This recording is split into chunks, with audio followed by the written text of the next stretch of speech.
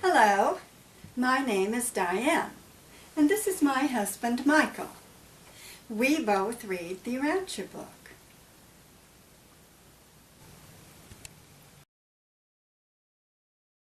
Hello, my name is Michael Duncan. We are so glad you could join us as we journey through the local universe to paint an overall picture of creature evolution in our local universe of Nebadon. This presentation is designed to offer an introductory overview of Part 2 of the Urantia book, titled The Local Universe. The three main questions we will answer in this presentation are: Number 1. What is a local universe, and what is its function in the grand scheme of evolution? Number 2. Who are the main celestial beings that assist in the initiation and administration of creature evolution throughout the local universe?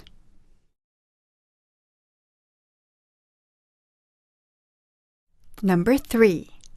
How can our understanding of God unity, as embraced in Urantia philosophy, help us to be of service to our brothers and sisters in the here and now?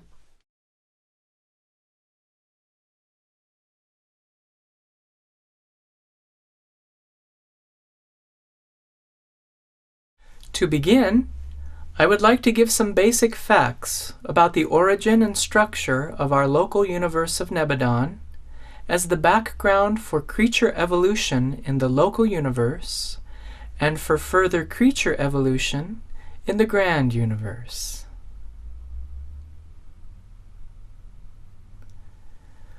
We currently live, breathe, and have our being on this planet called Urantia.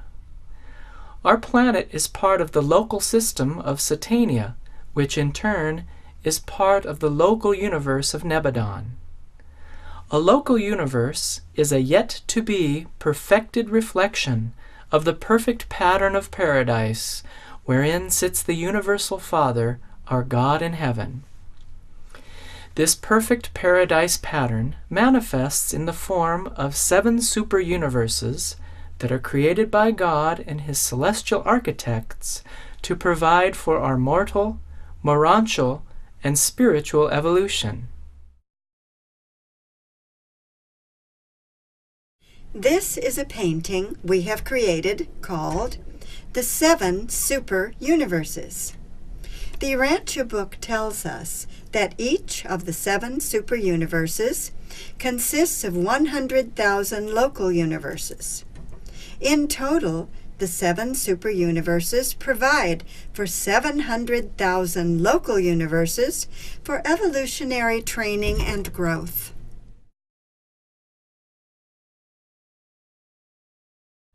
A local universe is a created structure in which our mortal and morontial evolution takes place, with the spirit levels of evolution occurring on the super-universe level.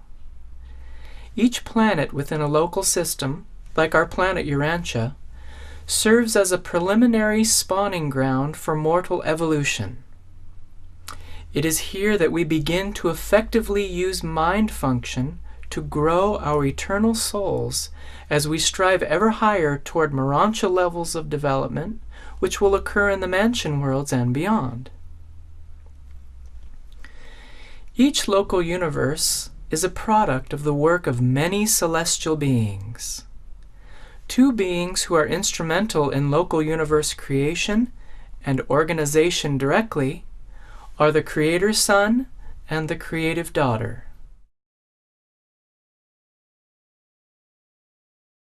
I would like to share with you one of our paintings titled Divine Creation.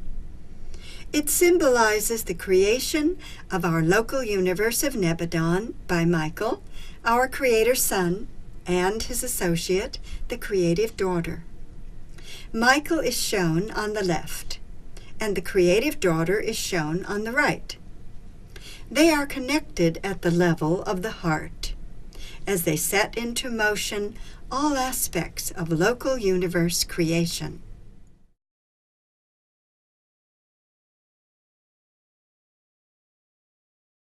This creative pair of associates interpret and attempt to duplicate the perfect paradise pattern in their local universe creations as they establish headquarters worlds, stabilize suns, move planets into orbit, create life on the barren planets, and activate the scheme of mortal and morontial evolution. The Creator Sun and the local universe Mother Spirit, also known as the creative daughter, create offspring whose work is so vital to the effective creation and administration of other aspects in local universe function.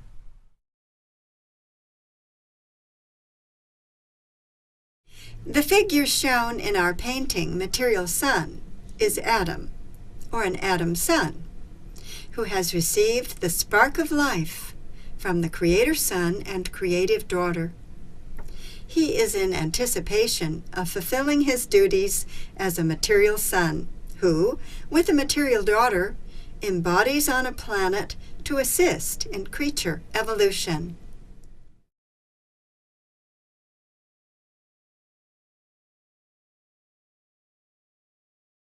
The Urantia book tells how our Creator Son, Michael, bestowed himself on our planet in the form of Jesus of Nazareth. This was Michael's 7th bestowal of himself on various local universe levels of creature existence. Upon completion of these 7 bestowals, Michael, along with his associate, the local universe Mother Spirit, became sovereign ruler of the local universe of Nebadon.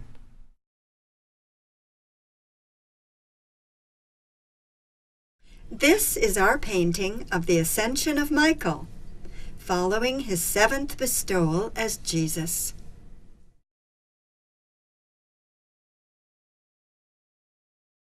In paper 47 of the Urantia book, a brilliant evening star says, "The Creator Sun, when on Urantia, spoke of the many mansions in the Father's universe." Jesus teaches us about a life even more grand than our life here on Urantia. This new and grander life begins with our progression through the 7 mansion worlds. These 7 worlds were established as training grounds for mortals, who through the use of will and mind during their planetary careers have chosen to resume evolution and soul growth toward God union and paradise perfection. On the first mansion world, mortal survivors are resurrected and resume their lives where they left off on the spheres of mortal existence.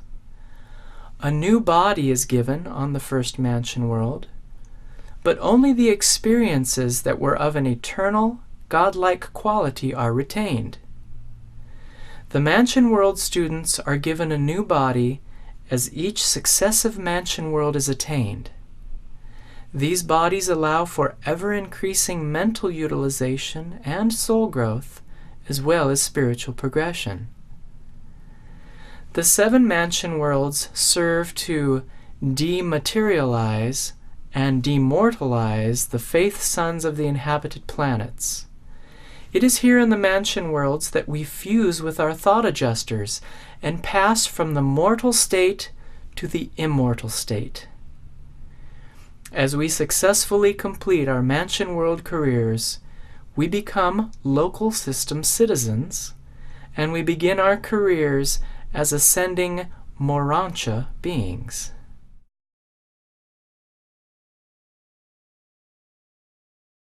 In our painting, Temple of Light, we have used abstract images to represent our vision of one of the worship centers on the mansion worlds. We use the word light to connote a temple that celebrates increased spiritual insight through mansion world experience, as well as through the personal embodiment of Urantia philosophy. During our Urantia existence, we come to embrace a higher type of human philosophy called Urantia Mota. This mota is the experiential connection between the material and the spiritual and assists the ascending mortal in the integration of meanings and values. The Urantia book has included 28 sayings of Urantia Mota. Here are 3 of my favorite Urantia Mota sayings. By the way, I encourage you to read and study all 28 Urantia Mota sayings. They are all thought-provoking and very inspiring. Urantia Mota number 3. A display of specialized skill does not signify possession of spiritual capacity. Cleverness is not a substitute for true character. Number 22. Only a poet can discern poetry in the commonplace prose of routine existence. And number 27. Greatness lies not so much in possessing strength as in making a wise and divine use of such strength. In paper 48, an archangel of Nebadon encapsulates the Urantia life perfectly by saying, "The Urantia life, extending as it does over the various stages of the local universe career, is the only possible approach whereby material mortals could attain the threshold of the spirit world." As Urantia beings, we function in the highest stage of local universe evolution, while at the same time in the intermediate stage of grand universe evolution. As we complete our Urantia careers, we become ascenders of full-fledged spirit status in the super-universe arena of evolution. And as we embrace the concepts taught in Urantia Mota, here on Urantia, on the mansion worlds, and in our Urantia careers, we gain an advanced cosmic insight, and we begin to traverse that joyful path that leads us to oneness in God. We also delight in the unselfish desire to lovingly serve in God's great kingdom. We come to know that love is the desire to do good to others. And we also come to realize more fully that God is unity. This 3-word sentence, God is unity, is the first sentence from the final paper in Part 2 of the Urantia book.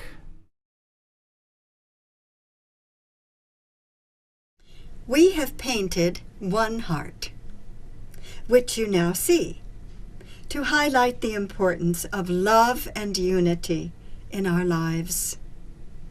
In the painting, 2 hearts are in the process of merging, one from above and one from below.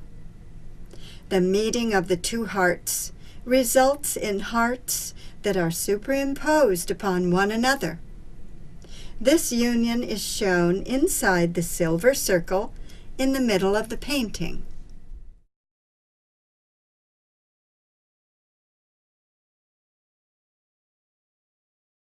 We on Urantia are all part of a collective body of ascending individuals traversing the evolutionary path in our local universe of Nebadon and in our respective super-universe. We are also part of a larger collective that includes not only ascending beings, but descending beings as well. Our celestial brothers and sisters are reaching ever downward with their hearts open to anyone who will hear their loving words and guidance. We, in turn, are in the process of learning how to lift our hearts to embrace this love which is so freely given to all who will hear a gracious and merciful message of love and service. We should sincerely strive to work together in divine coordination within this perfectly synchronized evolutionary mechanism where the finite blends with and eventually becomes the infinite once more.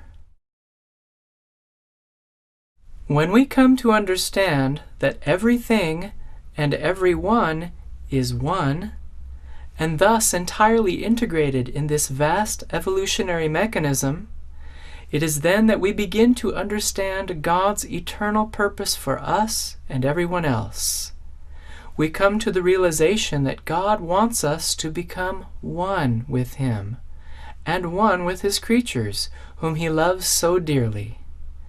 He wants to enfold us all completely into His loving, eternal embrace, and He wants us to love Him and all of His creatures as brothers and sisters in the family of God. To help us achieve God union, with the assistance of this divine coordination, we must perfect ourselves first. We should strive to lovingly embrace and faithfully live out our universal Father's mandate, "Be you perfect, even as I am perfect." We must use our minds, our wills, and our determination to make the choices and decisions necessary to propel us away from egocentric mortal meanings and values toward the Urantia meanings and values of selfless love and service in God's great kingdom. At the same time, we must continually grow in the practice of helping our brothers and sisters enhance their own soul growth and spiritual progression.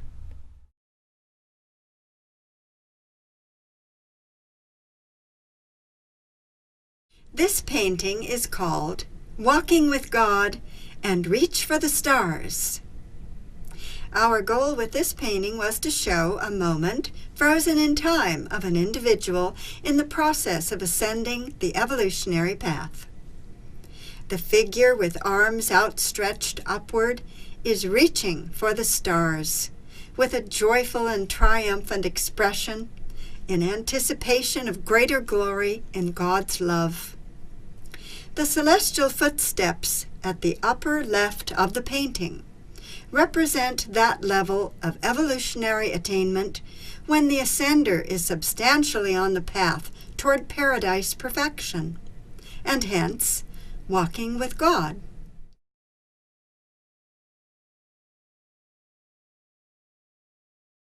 Here is one final passage from the Urantia book.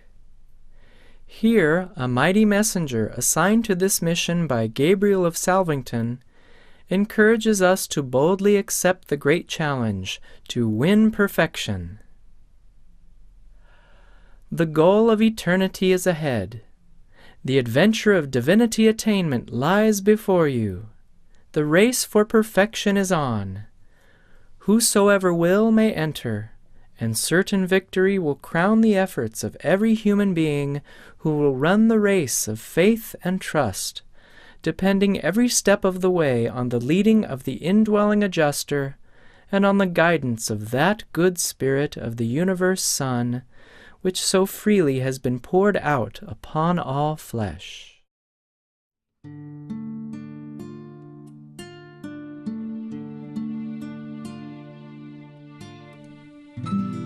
We would like to conclude this overview of Part 2 of the Urantia book by saying thank you for joining us on this journey through life and evolution in the local universe. We hope you have gained some insight into the workings of evolutionary life in our local universe of Nebadon.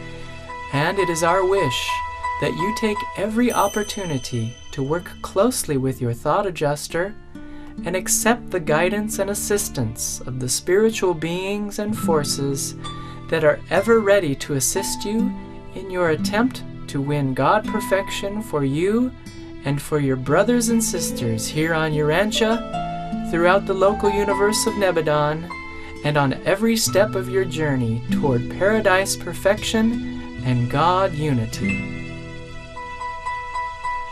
Thank you.